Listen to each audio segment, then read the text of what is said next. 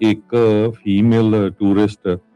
India ਦੇ ਵਿੱਚ ਗਈ, ਬਾਹਰ ਦੀ ਬੀਬੀ, ਤੇ ਉਹ ਕਹਿੰਦੀ ਵੀ ਮੈਂ ਜਦੋਂ ਜਾਣਾ ਸੀ ਤੇ ਮੈਨੂੰ ਸਾਰੇ ਘਰਦਿਆਂ ਨੇ ਵੀ ਡਰਾਇਆ, ਸਾਰਿਆਂ ਨੇ, ਵੀ ਉੱਥੇ ਸੇਫ ਨਹੀਂ ਹੈਗਾ ਇੰਡੀਆ ਦੇ ਵਿੱਚ,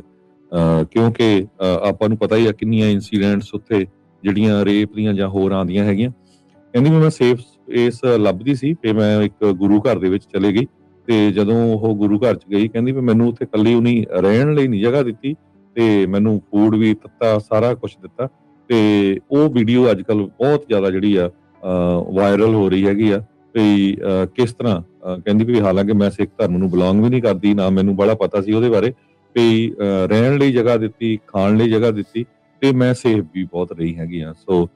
ਇਦਾਂ ਦੀਆਂ ਜਿਹੜੀਆਂ ਖਬਰਾਂ ਆ ਉਹ ਪੋਜ਼ਿਟਿਵ ਹੁੰਦੀਆਂ। ਸੋ ਪੂਰਾ ਜਿਹੜਾ ਆ ਇਹਦੇ ਨਾਲ ਜਿਹੜੀ ਸਿੱਖ ਕੌਮ ਦਾ ਜਿਹੜਾ ਕੱਦ ਆ ਹੋਰ ਵੀ ਉੱਚਾ ਹੁੰਦਾ ਹੈਗਾ, ਕਿਉਂਕਿ